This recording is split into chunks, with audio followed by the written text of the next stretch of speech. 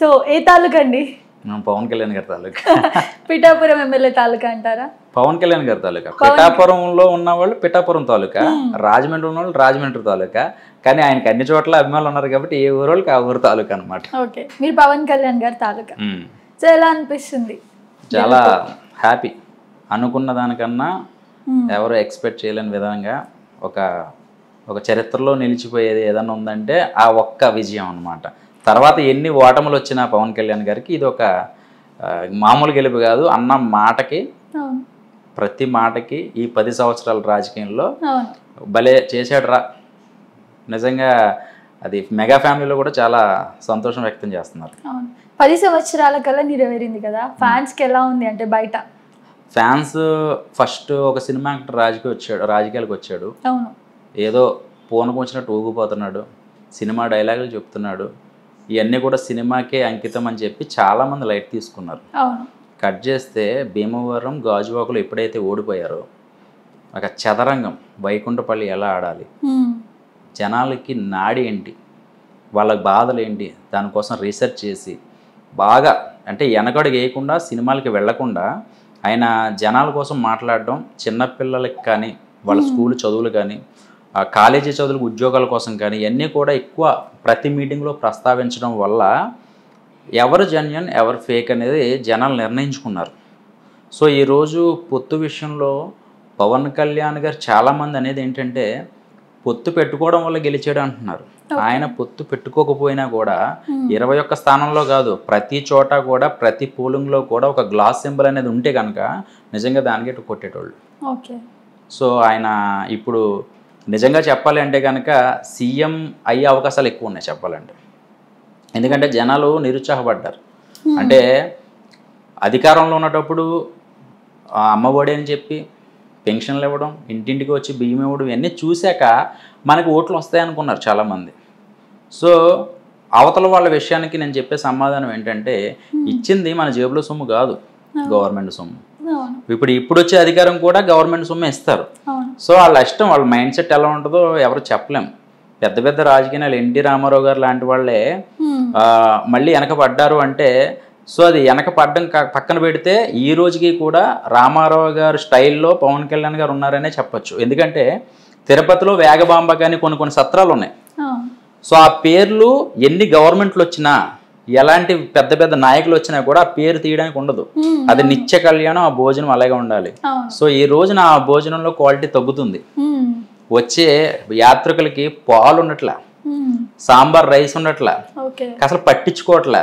ఈ రోజు పొద్దున 6 గంటలకు వెళ్తే మళ్ళీ మరుసటి రోజు పొద్దున 6 గంటల దాకా ఉండే ఎందుకు వస్తుంది అట్లాగా అంటే ఇక్కడ ఏంటి విఐపీస్ అని అవన్నీ ఇవన్నీ మళ్ళీ ఆపడాలో ఇవన్నీ చేస్తున్నారంటే సో ఇప్పుడున్న తెలుగు టీడీపీ గవర్నమెంట్ ఏదైతే ఉందో సో ఇప్పుడు రానున్న రోజులు మంచిగా ఉంటుంది, మంచి దర్శనాలు జరుగుతాయి అని నేను అనుకుంటున్నాను.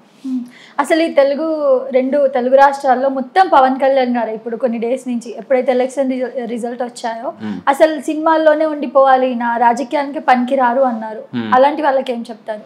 అలాంటి వాళ్ళకి ఈయన వ్యక్తిగతంగానే చూడాలి కానీ పర్సనల్గా చూడకూడదు. సినిమా ఆయనే ఒప్పుకున్నారు. నేను ఎప్పుడూ విజయం అనేది చూడలే, ఎప్పుడో గతంలో ఒకసారి ఖుషి చూసా, తర్వాత ఎప్పుడు కూడా అపజయాలు చూశాను. సో నాకు ఏదైనా ఆనందాన్ని ఇచ్చిన ఏదైనా విషయం ఉందంటే ఈ రోజు నేను గెలవడం. ఓకే, అదే 21 సీట్స్ వచ్చాయి అంటే ఎక్స్పెక్ట్ చేశారా? ఎక్స్పెక్ట్ చేయలేదండి, చేయలేదు. ఎంత చేశారు? 45 చేశారు, కొంతమంది 35 చేశారు.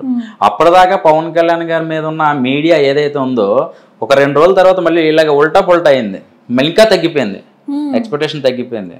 సో అవతల వాళ్ళ సవాళ్ళు మీసం మెలేసి మేము గెలుస్తాం, తర్వాత మీరు చూసుకోండి, అసెంబ్లీ గేట్ తాకడం కూడా మీకు అధికారాన్ని కూడా రారు, మీరు చూసుకోండి, అవసరమైతే మేము మళ్ళీ రాజకీయాలకు కూడా రామని చెప్పి శపథాలు చేశారు. సో వీళ్ళు అవన్నీ మానుకుని వీళ్ళు కూడా అటు ఇటుగా ఉన్నారు జనసేన పార్టీ. కానీ పిఠాపురం ప్రజలకి హ్యాట్సాప్ చెప్పాలి. ఏ మీడియా వాళ్ళు వచ్చినా ఏమొచ్చినా బాబు నువ్వేం అడక్కమ్మా, మాదే, మేము కొడుతున్నాం, పిఠాపురంలో పవన్ కళ్యాణ్ గారు నెగ్గించుకుంటున్నాం అని చెప్పి వాళ్ళు అంత గర్వంగా అంత కాన్ఫిడెంట్గా చెప్పేటోళ్ళు. సో అది ఎందుకు బజ్ క్రియేట్ అయిందో అసలు ఎవరికి అర్థం కావట్లే. సో అది పిఠాపురంలో రీసెర్చ్ చేశారని చెప్పేసి లేకపోతే ఏదో చేశారని కాదండి. రీసెర్చ్ చేసినంత మాత్రాన మనం దగ్గరికట్టే వెళ్దాం కానీ ఓటు పోలింగ్ దగ్గరికి వెళ్ళలేము. అది దేనికి వేస్తున్నాడో చూడలేం. సో అభిమానంగా పడ్డాయి. ఒక్క రూపాయి ఖర్చు పెట్టకుండా మందు కానీ, డబ్బులు కానీ, ఫుడ్ కానీ, లేకపోతే ఏదో చేసి ఏదో మంచితనంగా మాట్లాడి ఓట్లు వేయించుకునే పద్ధతి అయితే అక్కడ జరగల. అవునవును, స్వచ్ఛందంగా పడింది. యావత్ భారతదేశం మొత్తం కూడా పిఠాపురం చూసేటట్టు చేసింది. అవును, అది కరెక్టే. అంటే ఎక్కువ దానిపైన కాన్సన్ట్రేషన్ పెట్టారు, అంటే ఇలా జరుగుతుంది ఏమవుతుంది అని చెప్పేసి. అదే పిఠాపురంలోనే కాదు, యాక్చువల్గా అప్పుడు భీమవరంలో కానీ గాజువాకలో కానీ ఓడిపోవడానికి కారణం ఏంటంటే అప్పుడు ఎక్స్పీరియన్స్ లేదు ఆయనకి. సో జనాల మైండ్ సెట్ ఆయన సినిమా యాక్టర్ లాగే చూశారు అప్పటికే కూడా. సో ఇప్పుడు 10 సంవత్సరాలు కాదు కదా, వీడు ఎక్కడున్న రాజారా అన్నట్టుగా ఎన్ని సంవత్సరాలు వీడు మనకు ప్రతిపక్షంలోనే ఉంటాడు, ఇది దెబ్బ తట్టుకోలేని భయపడ్డారు నిజంగా చెప్పాలంటే.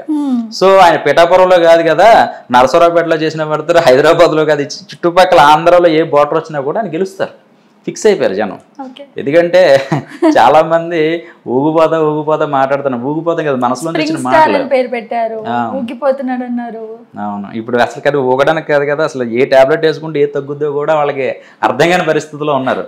కానీ ఒక గొప్ప విషయం, ఆయన గెలిచాక ఫస్ట్ స్పీచ్ ఏంటంటే, మేము కక్షపూరిత రాజకీయాలు చేయడానికి కాదు, సో ప్రజలకు న్యాయం జరిగే రాజకీయం చేయాలన్నారు. ఆ ఒక్క మాట బాగా నచ్చింది.